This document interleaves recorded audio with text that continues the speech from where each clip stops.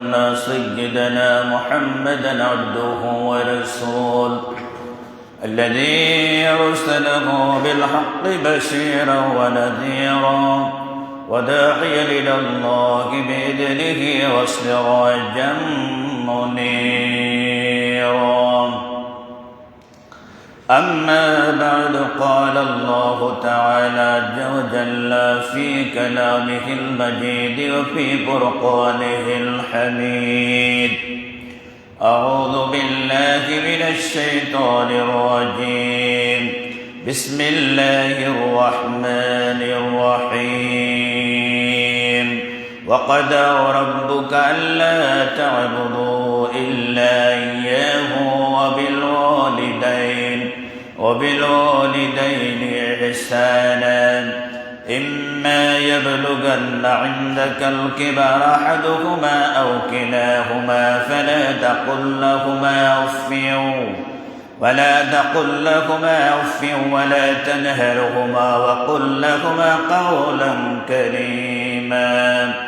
صدق الله مولانا العظيم وصدق رسوله النبي الأمين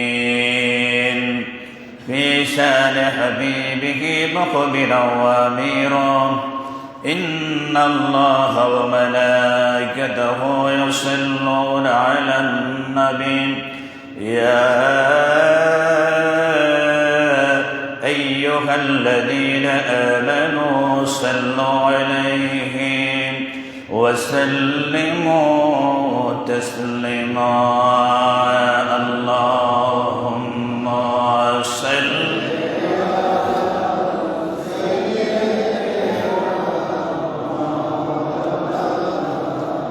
محمد وعلى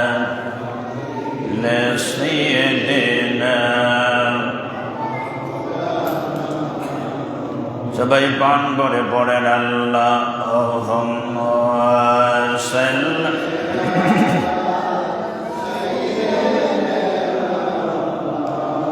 মাওলানা মুহাম্মদ সাইয়্যিদিনা।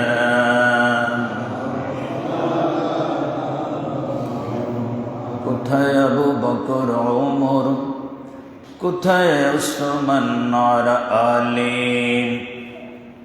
আপনাদের বিহনে ইসলাম মদিনাতে যায় চলে। আল্লাহুম্মা সাল্লি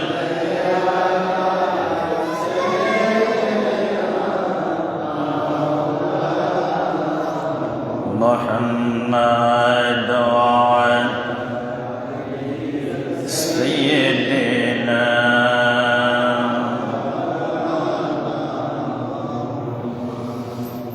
অন্ধকারে যখন ছিল এই দরা, আসিলেন তখন নিয়ে কোরআন দিনের নবী মুস্তাফা। আল্লাহুম্মা সাল্লি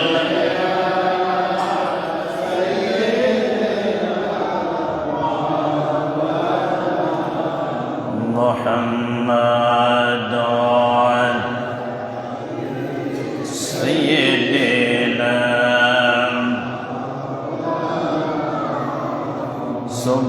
সুবহানাল্লাহ walhamdulillah la ilaha subhanallah walhamdulillah subhanallah la ilaha oh la ilaha la ilaha illallah la ilaha illallah la ilaha illallah la ইলাহা ইল্লাল্লাহ সুবহানাল্লাহ সুবহানাল্লাহ ওয়ালহামদুলিল্লাহ লা ইলাহা লা ইলাহা ইল্লাল্লাহু মুহাম্মাদুর রাসূলুল্লাহ সাল্লাল্লাহু আলাইহি ওয়াসাল্লাম। শুকর আদায় করে বলেন আলহামদুলিল্লাহ। গতকালকে সকাল থেকে আজকের এই পর্যন্ত যে রাব্বুল আলামিন আমাকে আপনাকে সুস্থভাবে শ্বাস এবং নিঃশ্বাস পালার জন্য ক্ষমতা দিয়ে আজকের এই পবিত্র দিনে আমাদেরকে আল্লাহর ঘরে আসার জন্য বসার জন্য তৌফিক দিয়েছেন জবান করে, ওই মহান মনিবের শুকরিয়া আদায় করে বলেন আলহামদুলিল্লাহ। আর জোরে জোরে হবে আলহামদুলিল্লাহ। বন্ধুরা আমার, সূরা বনী ইসরাঈল 15 পারার মধ্যে এই আয়াতে কারিমাটি রয়েছে। এটা সকলে অনেকেই কোরআন তেলাওয়াত করলে বুঝতে পারেন এই আয়াতে কারিমাটা কোন পারার মধ্যে আছে, অথবা পারা নাম বুঝতে পারলেও বুঝতে পারেন এই আয়াতটা অনেকেরই জানা আছে। আল্লাহ দত্ত কণ্ঠে আমাদেরকে বললেন, বিসমিল্লাহির রহমানির রহিম ওয়া ক্বাদা রাব্বুকা আল্লা তা'বুদু ইল্লা ইয়্যাহু ওয়া বিল ওয়ালিদাইনি ইহসানা। জবান খুলে বলেন আল্লাহু আকবার। আপনার প্রভু নির্দেশ দিচ্ছেন আল্লাহর ইবাদত করুন, আল্লাহর দাসত্ব করুন, একমাত্র আল্লাহর ইবাদত করুন, একমাত্র আল্লাহর দাসত্ব করুন। আর কারো ইবাদত করা যাবে না, আর কোনো দাসত্ব করা যাবে না। সাথে সাথে আল্লাহ বললেন ওয়াবিল ওয়ালিদাইনি ইহসানা, পিতামাতার সাথে সৎ আচরণ করুন, পিতামাতার সাথে সৎ ব্যবহার করুন। ঘোষণাকার, জবান খুলে বলেন ঘোষণাকার।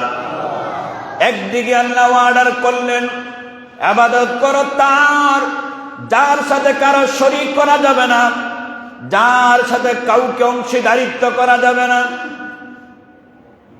যিনি কুল কায়নাতের একছত্র মালিক, যিনি রব, যিনি মালিক, যিনি মুক্তার, ওই রবের ব্যতীত আর কারো ইবাদত করা যাবে না।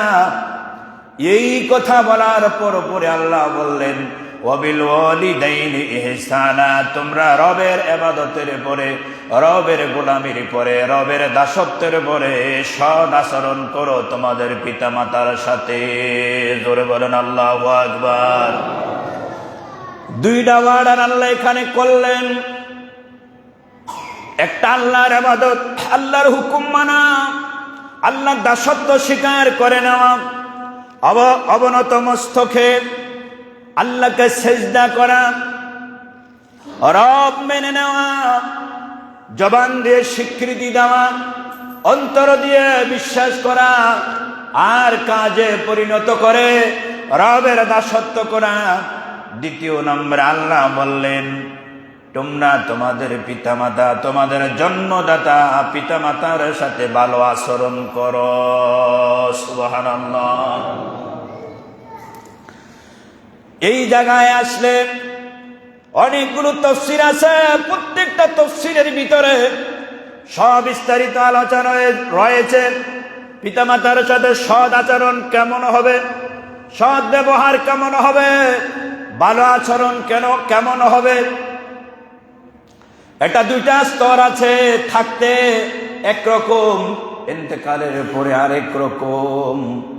আল্লাহ কোরআনে কারিমে বলছেন, আয়াতে কারিমার দ্বারা আল্লাহ বললেন জাহিরি ভাবে, উমুম আল্লাহ আমভাবে ঘোষণা দিয়েছেন, জীবিত থাকতে পিতামাতার সাথে সৎ আচরণ করো, সৎ ব্যবহার করো, ভালো আচরণ করো, ভালো কথা বলো, মা বাবার সেবা করো, মা বাবার খেদমতের মধ্যে জীবনটা কাটিয়ে দাও।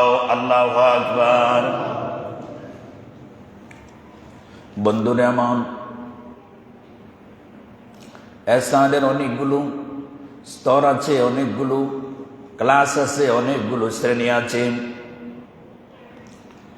আপনি কখন পিতামাতার সেবা করবেন, কোন সময় পিতামাতা আপনার কাছে সেবা চাইবে?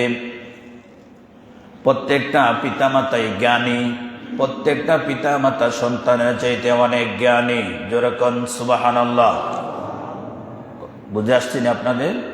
খুব খেয়াল করেন, খুব খেয়াল করেন। আমি ডিগ্রিধারী, আপনি ডিগ্রিধারী, আপনি এমপিল, আমি এমপিল। একজন পিতামাতা নাম লিখতে কষ্ট হয়, কিন্তু এই পিতামাতা আমাদেরকে জন্ম দিয়েছে এমপিলধারী সন্তানের চাইতে পিতামাতার দাম কম না বেশি?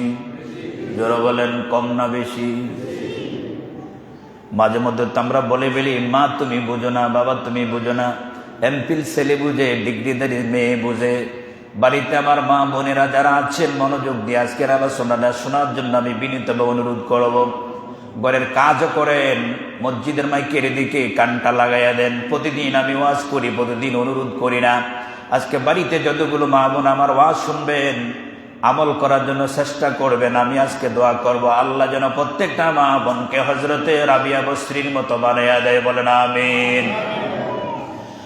আমার মায়েরা, আপনারা একদিন মা হবেন। যারা মা হয়েছেন, মা হয়ে গেছেন, যাদের ঘরে বৃদ্ধ মা আছে, বৃদ্ধ শাশুড়ি আছে, তারা শুনবেন। কারণ মায়ের জায়গা শাশুড়ি, বাবার জায়গা শ্বশুর। এই কথা যদি আজকে সমাজের যুবকেরা, আজকে সমাজের যুবতী বোনেরা মনে করত, আমার বাবা যিনি আমার শ্বশুরও তিনি, আমার মা যেমন আমার শাশুড়ি তেমন, তাহলে আজকের পরিবার, প্রত্যেকটা পরিবার শান্তির স্বর্গ নেমে আসত। বিবাহের পরে যুবক ও যুবতীদের মধ্যে ডিভাইডেড শুরু হয়ে যায়, ভাগাভাগি শুরু হয়ে যায়, মা বাবা নিয়ে ভাগাভাগি শুরু হয়ে যায়। কথা বলেন ঠিক না ঠিক? আওয়াজ দিয়ে বলেন। কেন বিবাহের আগে একসাথে থাকেন, বিবাহের পরে কেন মা বাবা নিয়ে ভাগাভাগি শুরু হয়? আমি ওই বোনদেরকে বলবো, যিনি আপনার মা, যিনি আপনার শাশুড়ি, তার সাথে আপনার ডিস্টেন্স, তার সাথে আপনার দূরত্ব এতটুকু, তিনি আপনাকে শাশুড়ি যিনি গর্বে নেন নাই, এতটুকু দূরত্ব, কিন্তু তিনি তিনার সন্তান ছেলেটাকে গর্ভে ধারণ করেছে, কষ্ট করেছে, লালন পালন করেছে। আপনার মা আপনাকে যত কষ্ট করে লালন পালন করেছে, আপনার শাশুড়ি আম্মা, আপনার বর, আপনার স্বামীকে এমনি করে কষ্ট করে লালন পালন করে বড় করেছে। কথা বলেন, কথা বলেন ঠিক না বেঠি? খেয়াল করেন, মনোযোগ দেন। 20-25 মিনিটের আলোচনা অনেক গুরুত্বপূর্ণ। আমাদের মায়েরা একটু ভাগ বিভাজ্য শুরু করে দেন, আমার বোনেরা ডিভিশন শুরু করে দেন, ক্লাসিফিকেশন শুরু করে দেন। বিশেষ করে মা বাবা যখন বার্ধক্য হয়ে যায়, মা বাবা যখন বয়স্ক হয়ে যায়, মা বাবা যখন চলতে পারে না, মা বাবা যখন ফিরতে পারে না, তখন ভাগাভাগিটা শুরু হয়। যেটা আমাদের সমাজের মধ্যে দেখি আমরা, যেটা আমাদের সমাজের মধ্যে বেশি প্রচলন। মা বাবা যখন বয়স্ক হয়ে যায়, ছেলেরা যদি 4 জন থাকে, 4 জনের মধ্যে টানাটানি শুরু হয়ে যায়। মা কার ঘরে খাবে, বাবা কার ঘরে খাবে, ভাগাভাগি শুরু হয়। কথা কন ঠিক না বেটি? কথা বলবেন, সঠিক হলে হ্যাঁ বলবেন, আর বেটি হলে না বলবেন। কেন রে ভাই? মাকে নিয়ে ভাগাভাগি, বাবাকে নিয়ে ভাগাভাগি কেন? এই জায়গাটাতে আমরা এখনো আটকে আছি, এই জায়গাটাতে আমরা এখনো বদ্ধ হয়ে আছি। কেন না? কি কারণ এখানের মধ্যে আমরা এইভাবে থাকবো? মা তো আপনারও, মা তো আমারও। রহিমের মা, করিমের মা, জায়েদের মা, বকরের মা। কিন্তু সাইর ঘরের মধ্যে মাকে নিয়ে টানাটানি হয়। যদি বাবা না থাকে, মা সাইর ঘরে খাইতে হয়। এই ঘরে 10 দিন, ওই ঘরে 10 দিন, ওই ঘরে 10 দিন, ওই ঘরে 10 দিন। আমি জিজ্ঞেস করি, আপনারা যখন 4 ভাই ছিলেন, তখন আমার মা যখন লালন পালন করেছে, তখন আপনাদেরকে ভাগ করে দিছে কিনা বলেন? এটা খবর রাখেন না, এটা খবর জানেন না। এই জায়গার মধ্যে আমাদের বৈষম্য। তাই তো আল্লাহ কোরআনে কারীমের মধ্যে বলে দিলেন কোন সময় মা বাবার প্রতি সদ আচরণ করতে হবে। কোরআন বলেন ইম্মা ইয়াবলুগান্না ইনদাকাল কিবারা আহাদুহুমা আও কিলাহুমা, যখন তারা পিতামাতা উভয়ে যখন বয়স্ক হয়ে যায়, যখন তারা 60-এ পৌঁছে যায়, 70-এর উপরে 60-এর উপরে বয়স হয়ে যায়, 80 কোটা তাদের বয়স চলে যায়, আল্লাহ বলেন একজন অথবা দুইজন, হয় পিতা নয় মাতা, নয় মাতা নয় পিতা, দুইজনের একজন অথবা উভয়জন বয়স্ক হয়ে যায়, 70 উপরে তাদের বয়স হয়ে যায়, 80 কোটা বয়স চলে যায়, তখন তাদের স্মৃতিশক্তি কমে যায়, তখন তাদের বল শক্তি কমে যায়, তাদের মেধা শক্তি কমে যায়। এই সময় আল্লাহ বলেন ফানা তাকুল্লাহুমা উফিউ, তখন তাদের সাথে এই পিতামাতার সাথে সন্তানেরা শব্দ যেন না বলে। ঘোষণাকার, যারা বলেন ঘোষণাকার। আল্লাহ বলেন পিতামাতা যখন বয়স্ক হয়ে যাবে, ওই সময় যুবক ছেলেমেয়েরা যখন শব্দ না করে, শব্দ না করে, এরপর আল্লাহ আরো ধমক দিয়ে বললেন ওয়ালা তানহারহুমা, এই পিতামাতার সাথে ঝিরিক দিয়ে কথা বলা যাবে না। ঘোষণাকার। মা তুমি কি জানো? এই বুড়ি চুপ করো, এই বুড়া চুপ করো, তোমরা কি জানো বয়স্ক হয়ে গেছো? এই জনের ছেলেবেলে ভাই বোন আমাদের সমাজে আছে, যারা বলেন আসেনি? আমাদের এই এলাকায় নাই মনে হয়, দূরে থাকতে পারে। আল্লাহ যেন তাদেরকে বেলাল হাফসির মতো, ওয়াইসাল কুরুনের মতো বানায়। বলেন আমিন। বন্ধুরা আমার, আল্লাহ বলেন শব্দ বলা যাবে না, শব্দ বলা যাবে না মার সাথে বাবার সাথে। এরপরে বলছেন জিরিক দিয়ে কথা বলা যাবে না, ধমক দিয়ে কথা বলা যাবে না। মা তুমি কিছু জানো না, বাবা তুমি কিছু বুঝো না। আল্লাহ বলেন কিভাবে কথা বলতে হবে, আল্লাহ শিখিয়ে দিলেন ওয়াকুল্লাহুমা কাওলান কারীমা, তাদের সাথে সুন্দরভাবে, তাদের সাথে সম্মানের সাথে কথা বলবে। ঘোষণাকার। বলা যাবে না, এই ঘোষণা যে আল্লাহর। দমক দেওয়া যাবে না, এই ঘোষণা আল্লাহর। সুন্দর ভাষায়, সাবলীল ভাষা কথা বলতে হবে। এই ঘোষণাকার। নিজকে জিজ্ঞাসা করেন, আপনি আপনার মায়ের সাথে আল্লাহর যে ঘোষণাগুলো আছে, এই 3টা আইন এখানে আল্লাহ জারি করেছেন। বলা যাবে না, দমক দেওয়া যাবে না, মুলায়েমের সাথে, আদবের সাথে, বদ্ধতার সাথে মার সাথে কথা বলতে হবে। এই 3টা সেন্টেন্স আপনার জীবনে আছে কিনা? যদি আপনার জীবনে থাকে তাহলে বুঝবেন আপনি সাকসেসফুল। এই জগতে আপনি বাদশা, পরজগতে আপনি বাদশা। জোরে বলেন আল্লাহু আকবার। ঘোষণাটা কার? আল্লাহ। মনে রাখবেন। আর এই 3টার যদি ব্যতিক্রম হয় তাহলে মহা বিপদ আপনার সামনে অপেক্ষা করছে, মহা সংকট আপনার জীবনে অপেক্ষা করছে। আপনি এটাকে আমরা যতই সাধারণ মনে করি না কেন, আমি একটা ঝিরিক দিয়েই ফেলছি আর কি, আমি একটা ধমক দিয়েই ফেলছি আর কি, আমি একটা মাকে জিরিক দিয়ে কথা একটা বলেই ফেলছি আর কি আমার বাবাকে, তাই বলে আমার বাবা কি কষ্ট নিবে নাকি? আমার মা কষ্ট নিবে না, বাবাও কষ্ট নিবে না। প্রথম বলার সময় যে কষ্টটা পেয়েছে এটা কিন্তু হৃদয়ে অঙ্কিত হয়ে গেছে। এটা সাবান দিয়ে মুছলেও এটা আর মোছা যাবে না। সেজন্য আল্লাহ সতর্ক করে দিয়েছেন, যুবক ছেলেমেয়েরা, ভাই বোনেরা, মা বাবার সাথে কেমনে কথা বলতে হবে আল্লাহ সিস্টেম বলে দিয়েছেন, আল্লাহ ল বলে দিয়েছেন, আল্লাহ আইন বলে দিয়েছেন, আল্লাহ কতগুলো ফরমায়েশ দিয়েছেন। যদি এই সিস্টেম, এই রুল, এই আইনগুলো আমরা আমাদের জীবনে বাস্তবায়ন করি, প্রত্যেকটা ঘর হযরত ওয়াইসুল করিনির ঘরের মতো হতে পারে কি পারে না? জোরে বলেন। পৃথিবীতে দ্বিতীয় মার পাগল ছিলেন হযরতে ওয়াইসাল কুরুনি। জোরে বলেন সুবহানাল্লাহ। তিনি এমন উচ্চ মর্যাদার একজন আল্লাহর ওলি, যিনি সাহাবিয়াতের মর্যাদা পাওয়ার কথা ছিল, যিনি আমার নবীকে দেখার কথা ছিল, কিন্তু আমার নবীকে দেখার সুনসিব হয় নাই মাত্র একটা কারণ, সেটা হলো হযরত ওয়াইসুল কুরুনির বৃদ্ধ মাকে রেখে আমার রাসূল পাকের দিদারে যাইতে পারেন নাই। জোরে বলেন আল্লাহু আকবার। ইয়ামান থেকে সৌদি আরবের দূরত্ব বেশি না, সৌদি আরবের দক্ষিণের প্রদেশটাই হলো ইয়ামান প্রদেশ।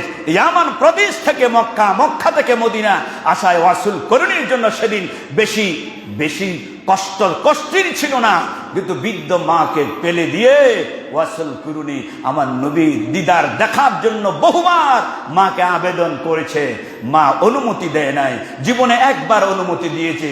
আমার রসুলে পাক রসুলে খোদা এই পৃথিবীতে 20 বৎসর হায়াতে তৈয়বায় জীবিত ছিলেন না। ওয়াসল কুরুনি ইয়ামান প্রদেশ থেকে 20 বছরে 1 মিনিটের জন্য মার খেদমত ছেড়ে দিয়ে আমার রসুলে খোদার দিদার দেখার জন্য আসতে পারেন নাই, শুধু মা করেছেন। জোরে বলেন আল্লাহু আকবার। আর মায়ের বদৌলতে, মায়ের দোয়ায় ওয়াইসুল কুরুনিকে এমন পদমর্যাদা আল্লাহ দিয়েছেন, সাহাবিয়াতের মর্যাদা নিতে পারেন নাই। আমার রসুলে খোদা বিভিন্ন মজলিসের মধ্যে হযরত ওয়াইসুল কুরুনিকে আমার নবী গর্ব করতেন। ওয়াইসুল কুরুনির নাম দিয়ে আমার নবী দোয়া করতেন। হযরত ওমর ফারুক এবং হযরত শেরে খোদা আলী মুর্তজাকে নির্দেশ দিয়ে গিয়েছিলেন, আমার ওফাতের পরে ইয়ামান প্রদেশে আমার একটা পাগল উম্মত আছে, তার নাম হলো ওয়াইসুল কুরুনি। এই ওমর ফারুক, শেরে খোদা আলী, আমি এই জুব্বাটা দিয়ে গেলাম, আমার এই পাগল ওয়াইসুল কুরুনিকে আমার রাসূলের জুব্বা মোবারকটা তোমরা পৌঁছাইয়া দিবা। জোরে বলেন আল্লাহু আকবার। আমার রাসূল বলেছেন, আমার সেই ওয়াসল কুরুনি কাল কিয়ামতের ময়দানে যখন বাঁকা হয়ে বসবে, সিজদায় যখন লুটিয়ে পড়বে, আমার আল্লাহর দরবারে এমন ভাবে ফরিয়াদ করবে, খোদাবন্দে কারীম আমার ওয়াসল কুরুনির প্রতিটা দোয়া কবুল করবে। আমার ওয়াসল কুরুনি যত লক্ষ লক্ষ আমার উম্মত গুনাহগারদেরকে জান্নাত জাহান্নাম থেকে জান্নাতে নিতে চায়, আমার আল্লাহ সবগুলা কবুল করবেন। জোরে বলেন সুবহানাল্লাহ। তিনি হলেন ওয়াইসুল কুরুনি। আল্লাহু আকবার বলেন। সালাতুন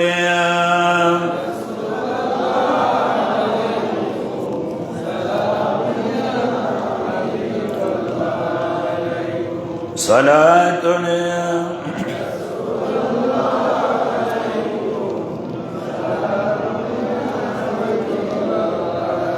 সালাতুন সালামুন ইয়া হাবিবাল। দুনিয়ার বন্দুকের বুলেট মিস হয়, পৃথিবীতে 3 ব্যক্তির দোয়া মিস হয় না, এর মাঝে এক দল হলো পিতা এবং মাতা। জোরে বলেন সুবহানাল্লাহ। বন্দুকের গুলি মিস হয়ে যাবে, তাদের দোয়া যেমন দোয়া তাদের মিস হয় না, বদদোয়া তাদের কি হয় না, মিস হয় না। এই জন্য আমি যুবক ভাইদেরকে, যুবতী বোনদের প্রতি বিনয়ের সাথে আরজ করব, আজকের আগে যতগুলা ভুল করেছেন, মায়ের সেবা করেননি, মায়ের খেদমত করেননি, বাবার সেবা করেননি, বাবার খেদমত করেননি, রোগ বিমারে দেখতে যাননি, হাসপাতালে নেননি, ভাই একাধিক ছিলেন, আপনার ঘরে মা আসতে পারে নাই, আসতে দেন নাই বা আনতে পারেন নাই, যেই কোনো কারণে যেই কোনো স্বভাবে মায়ের খেদমতে ত্রুটি করেছিলেন, আজকে মা পৃথিবী থেকে বিদায় হয়েছে। বাবা নাম হচ্ছে বট বৃক্ষ, আজকে আপনার মাথার উপর থেকে ছায়া হারিয়ে গিয়েছে। যদি বুঝতে পারেন মাকে তো হারিয়েছি, বাবাকে হারিয়েছি, এখন আমার রাস্তা কি? মায়ের হক আদায়ের জন্য, বাবার হক আদায়ের জন্য হক্কানি আলেম রব্বানির কাছে রাতের আধারে গিয়ে বলবেন, হুজুর আমি কি করব? আমি তো হারিয়ে ফেলেছি মহানেয়ামত, হক তো আমি অনেক বঞ্চিত করেছি নিজ চোখে দেখে দেখে, আমি তো মা পাবো না, আমার ইবাদত তো কবুল হবে না, আল্লাহ তো মঞ্জুর করবে না, হুজুর আমাকে একটা রাস্তা বাতিয়ে দেন। ওই হক্কানি আলেম রব্বানি যদি আপনাকে দিক নির্দেশনা দেয়, অবশ্যই তিনি কোরআন হাদিসের রেফারেন্সে বলবে, ওই মা বাবার আত্মীয় স্বজন কারা আছে খুঁজে বের করো, তোমার মায়ের আত্মীয় কারা, বাবার আত্মীয় কারা, তাদের সাথে সৎ আচরণ করো, সদকা করো, দান করো, আল্লাহর কাছে ইস্তেগফার করো, দোয়া করো। আল্লাহ ইচ্ছা করলে তোমাকে মাফ করে দিলেও দিতে পারেন, কেননা আল্লাহ রহমানুর, জোরে বলেন আল্লাহ রহমানুর রাহিম। সেই পথটা বেছে নিবেন। ওয়াইসুল কুরুনি 20 বছর আমার রাসূল খোদার জীবনে, আমার নবী মদিনা মুনাওয়ারা মক্কাতুল মুকাররমায়, ওয়াইসুল কুরুনি ইয়ামান প্রদেশে, কত দূর, বেশি দূর না তো, সেখান থেকে আসতে পারেন নাই। যতবার মারে বলতেন, মাগো আমি তো নবীর পাগল, আমি তো নবীর প্রেমিক, ইয়ার মাগো আমাকে নবী দেখার জন্য একটু অনুমতি দেন। আমার মা বলতেন কি, ওয়াইসুল কুরুনি এখন না, আরো কিছুদিন পরে। জোরে বলেন সুবহানাল্লাহ। এখন না, আরো কিছুদিন পরে। আচ্ছা আপনারা যদি বলে এখনই ধরেন না, নবী তো এখন নাই, যদি মা বলে যে আপনি যদি বলেন মা আমি উমরাতে যাবো, আর যদি বলেন যে বাবা আমি উমরাতে যাব, এখন যদি বলে বাবা তুমি এই বছর যাইও না, আগামী বছর যাইও, আচ্ছা 1 বছর নইলে মানলেন, ধৈর্য ধরলেন, 2 বছর ধরলেন, নইলে 3 বছর ধরলেন, 3 বছরের পরে কি আর ধরবেন নেই? রাগ বিডে রাহেন উমরা যখন করতাম কইছি আমরা হুকুম দেন আমি উমরা কইরে আই, এই কথা তো ফিরাইয়া কইতেন না যে মান তো নিষেধ করতেছে আমাকে, বাবা তো নিষেধ করতেছে আমাকে না যাওয়ার জন্য। তা আল্লাহ রসুলের একজন সাহাবী আসছেন, ইয়া রাসূলুল্লাহ নবীজি গো আমি জিহাদে যাওয়ার জন্য ইচ্ছা করছি, ইয়া রাসূলুল্লাহ আমি জিহাদে যাব, আমাকে জিহাদে যাওয়ার জন্য অনুমতি দেন। তখন আমার আল্লাহ রসুল হুজুর সরকারে দো আলম সাল্লাল্লাহু তাআলা আলাইহি ওয়াসাল্লাম, হাদিসটা আছে এভাবে, যা রাজুলুন ইলা রাসূলিল্লাহি সাল্লাল্লাহু আলাইহি ওয়াসাল্লাম ফাকালা ইয়া রাসূলুল্লাহ ইয়া রাসূলুল্লাহ উজাহিদু, হুজুর আমি যুদ্ধ করতে চাই, আমি জিহাদে যেতে চাই, আমাকে আপনি জিহাদে যাওয়ার জন্য অনুমতি দেন। ওই সাহাবীকে আল্লাহ রসুল বললেন তোমার পিতামাতা কি জীবিত আছে? সাহাবী বললেন ইয়া রাসূলুল্লাহ আমার পিতামাতা উভয়জন জীবিত আছে। আল্লাহ রসুল বললেন তুমি তাদের খেদমত করো, তাদের খেদমতের মাধ্যমে আল্লাহ তোমাকে জিহাদের মর্যাদা দান করবে। জোরে বলেন সুবহানাল্লাহ। তাহলে বুঝতে পারেন মা বাবার হক, মা বাবার অধিকার কত বেশি, যেখানে আপনার ইবাদতের পরে পিতামাতার খেদমতের কথা স্বয়ং আল্লাহ বলেছেন। ওয়াইসল করুনি বললেন মাগো এই বছর আমাকে অনুমতি দেন, আমি আল্লাহ নবীর সাথে একটু দেখা করে আসি। কারণ আল্লাহ নবী সাহাবীদের এত মর্যাদা, গাউস কুতুব অলি আবদাল এইগুলোর স্তরের বহুত উপরে একজন সাহাবিয়াতের পদমর্যাদা, একজন সাহাবীদের মর্যাদা। আল্লাহ রসুল বলছেন সাহাবীদের মর্যাদা কেমন? এই সাহাবীরা ঘোড়ার উপরে সাওয়ারি হয়ে ওনারা যুদ্ধের ময়দানে দৌড়িয়েছেন। এই ঘোড়া মরু ময়দান দিয়ে তীব্র গতিতে দৌড়িয়েছে। এই দৌড়াইতে দৌড়াইতে এই মরুভূমির যে বালু রাশিগুলো, বালিকণাগুলো ঘোড়ার এই নাকের মধ্যে প্রবেশ করেছে।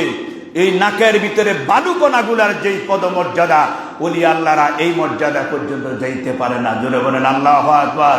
সেজন্য আবার এটা অন্যভাবে দেখবেন না, এটা সাহাবীদের একক মর্যাদা। জোরে বলেন সুবহানাল্লাহ। কারণ সাহাবী শুধু নবীকে দেখলেই সাহাবী হবে না, নবীকে দেখার পরে ঈমানের সাথে নবীকে দেখতে হবে, নবীর উপরে ঈমান আনতে হবে। আমানা বির রাসূলি ওয়া মাতা বিল ঈমানে, আল্লাহ রাসূলকে ঈমানের সাথে দেখছে, ওয়া মাতা বিল ঈমানে, ঈমানের সাথে মৃত্যু হয়েছে, তাকে বলে সাহাবী। জোরে বলেন সুবহানাল্লাহ। উতবা, সাইবা, উতাইবা, আবু জাহেল ওরা কি নবীকে দেখে নাই? জোরে বলেন দেখে নাই? তো এখন তারা কি সাহাবী? যারা বলেন তারা কি সাহাবী? তারা নবীকে দেখছে। কেমনে দেখছে?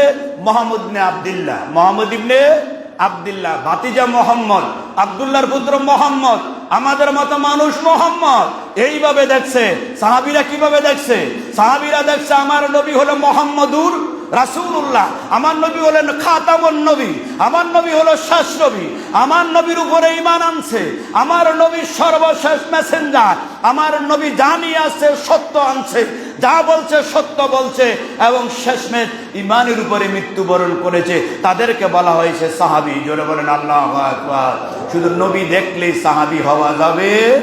যেটা বলছিলাম, ওয়াইসাল কুরুনি অনুমতি চাইলেন, আমার মা দীর্ঘ বছর পরে অনুমতি দিলেন। ঠিক আছে বাবা, তবে অনুমতি দিচ্ছি যে এটার মধ্যে লেকেজ আছে, এটার মধ্যে বাইন্ডিং আছে। বাইন্ডিং কি? বাইন্ডিং হইল আমি পারমিশন দিলাম তুমি মদিনায় যাইবা, মদিনা মুনাওয়ারায় গিয়ে আমার রাসূলের খোদাকে তুমি তালাশ করবা। যদি আমার রাসূলের বাড়ি গিয়ে হুজরা শরীফে গিয়ে শোনো যে আমার নবী নাই, দেখেন আমার ওয়াইসল করুনির মাও ওলিয়ে কামেল। জোরে বলেন সুবহানাল্লাহ। তিনি কত পদমর্যাদার আল্লাহর ওলি। ওয়াইসল করুনির মা এই কথাটা দ্বারা প্রমাণ নেন। তিনি বললেন যদি তুমি মদিনার আমার রাসূলের শহরে গিয়ে শোনো আমার নবী হুজরাতে নাই, আমার নবী বাড়িতে নাই, তাহলে তুমি কি করবা?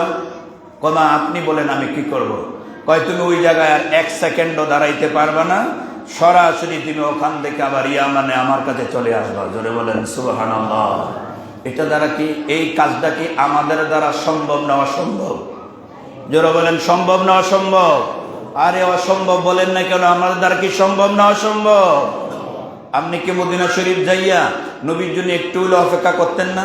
আর আমার মায়ে কইছে দেখিয়া কদ্দুর করে তো নবীজি ঘুরে ঘিরে আসতে পারে, আল্লাহ রসুলের সাথে একটু দেখা করিয়ে যায়, আইসিইউ জন্য এত কষ্ট করে এত টাকা খরচ করে আমার মায় নলে কইলে কইছে আর কি। কিন্তু ওয়াইসুল কুরুনিরে বলছে, ওয়াইসুল কুরুনি যদি যাইয়া দেখো নবী নাই, বিলম্ব করা যাবে না, তুমি যে পথে গিয়েছ সেই পথ ধরে আবার ইয়ামানে চলে আসতে হবে। জোরে বলেন সুবহানাল্লাহ। যাই কথা তাই কাজ। গেলেন আমার মদিনার রসুলের শহরে, আমার রহমতুল্লাহ আলামিন নবী নজর করে দেখলেন ওয়াইসুল কুরুনি আসতেছে। কারণ ওয়াইসুল কুরুনি যদি এই মুহূর্তে আমার নবীকে জাহিরি ভাবে দেখে, তাহলে ওয়াইসুল কুরুনি এখানে আমার নবীর কদমের মধ্যে সে শহীদ হয়ে যাবে। জোরে বলেন আল্লাহু আকবার।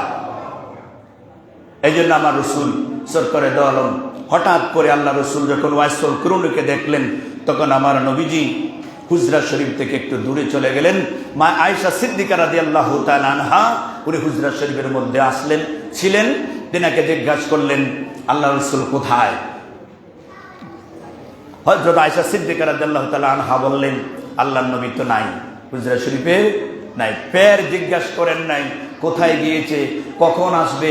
আমাদের কাউন্সিলর সাহেবের খবর নিতে গেলে তো আপনারা জাররা জাররা করে জিগান, এই কেয়ারটেকার দাঁড়িয়ে থেকে ভাই উনি কই গেছে, কখন আইবো, আপনার মোবাইল নাম্বারটা দেন না, এই করেন না সেই করেন না। করেননি আপনারা? আরে জোরে কর না, করেননি? করে না বলে করেন না আপনারা? বিরক্ত করে ফেলেন। ওয়াইসুল কুরুনির কাছে কি বলছে? আমার নবী হুজরাতে নাই। কথা এতটুকু শোনার পরে মার কথা মনে আছে, আমাদের না মনে থাকে না, ওয়াইসুল কুরুনির মনে আছে। মানা বলছে নবী যদি না থাকে আমাকে ফিরে আবার দৌড় দিতে হবে। ওই রাস্তা দিয়ে আবার দৌড় দিছে, দৌড় দিয়ে বাড়িতে মার কাছে যে হাজির, মা মুস্কি হাসতেছে। জোরে বলেন সুবহানাল্লাহ, আর জোরে বলেন সুবহানাল্লাহ। ওয়াইসুল কুরুনি, নবী দেখার কি স্বাদ মিটেছে তোমার? কদম জড়িয়ে বলে মাগো তুমি মা যা বলেছ তাই হয়েছে গো মা, আমি নবী দেখার জন্য গিয়েছিলাম, নবীকে আমি জাহিরি চোখে দেখতে পারি নাই, আমি তোমার অর্ডার মানার জন্য আমি আবার নবীর বাড়ি থেকে খালি ফিরে আছি। নবীকে জাহিরি শুরুতে আমি দেখি নাই, বাতিনি শুরুতে আমার নবীকে আমি বহুবার দেখে ফেলেছি। জোরে বলেন আল্লাহু আকবার। আমরা মা বাবার খেদমত করতে চাই, রাজি আছেন? আওয়াজটা খুব ছোট হয়েছে, রাজি আছেন? আমি দেখতে চাই কাদের মা বাবা একজন অথবা দুইজন আছে, দুজনের হাত তোলেন। কাদের মাও আছে বাবাও আছে, হাত তোলেন সবাই। যাদের আছে মা এবং বাবা হাত নামান। শুধু যাদের বাবা আছে তারা হাত তোলেন, অল্প, একদম সিম্পল, নামান। যাদের মা আছে শুধু তারা হাত তোলেন, নামান। মায়ের সংখ্যা বেশি যাদের আছে। এবার যাদের বাবা নেই মাও নেই হাত তোলেন। নাই যাদের, আমার সাথে কারা একমত আছেন হাত নামান। তাহলে কয় দল হইছি? কয় দল হইছি? ও আচ্ছা, সবচেয়ে দুর্ভাগা কে? কয় নাম্বার দল? জোর এখন কয় নাম্বার দলটা দুর্ভাগা? 3 নাম্বারটা। কয় নাম্বারটা? 4 নাম্বার নেই, 4 নাম্বারটা। মা বাবা আছে, একজন আছে, আরেকজন আছে, দুইজন নাই, তাহলে আমরা 4 নাম্বারে নাকি? সবচেয়ে দুর্ভাগা কারা? 4 নাম্বারটা। এই 4 নাম্বারটা আবার হাত তোলেন। চাই আমার দেহি চাই আপনার লোক আমার লোক কার মিলে হাত নামান। আজকে মিম্বরের মধ্যে বসা বলে যায় 2টা দিন সপ্তাহে মনে রাখবেন, 2টা দিন মাত্র 5 মিনিট করে কবরের পারে দাঁড়াবেন মৃত্যুর আগ পর্যন্ত। যদি 2 দিন না পারেন, কসম খোদা একদিন মার কবরের সকাল থেকে সন্ধ্যার যেই কোনো এক টাইম, শুধু সপ্তাহে একবার 5 মিনিট দাঁড়ায়া মা এবং বাবার ঠিক চেহারা বরাবর দাঁড়িয়ে পশ্চিম দিকে, যদি কবরস্থানটা রাস্তার পশ্চিম সাইডে থাকে, ওই দিকে দাঁড়িয়ে পূর্ব দিক মুখ করে মা বাবার এবং কবরের পাশে মাকে সালাম দিবেন। আসসালামু আলাইকুম ইয়া আবি, আসসালামু আলাইকুম ইয়া উম্মি। এতটুকু বলতে পারতেন না? হে আমার মা, হে আমার বাবা, আসসালামু আলাইকুম ইয়া আবি, আসসালামু আলাইকুম ইয়া উম্মি। নাম বলবেন, আমি উম্মত, আপনার কবরে পারে আছি, আমি দেখি না আপনাদেরকে। 2 নয়নে চোখের পানিগুলো ছেড়ে দিয়ে খোদার দরবারে 2টা হাত তুলে 2 মিনিট দোয়া করবেন। কোথার কসম করে আমি বলি, এই 2 চোখের পানি নাগের ডোকায় আসার আগে আগে 4 নম্বর লোকদের মা বাবার কবরকে আল্লাহ জান্নাত বানাই দিবে। আল্লাহু আকবার বলে। রাজি আছেন নি? পারতেন না একদিন সময় দিতেন? আজকের দিন কি বার? শুক্রবার। আজকের দিনটা যেন সপ্তাহে একদিন পাও 5 মিনিট বলছি আমি, সময় যাবে, আসতে যাইতে দূরে থাকবেন।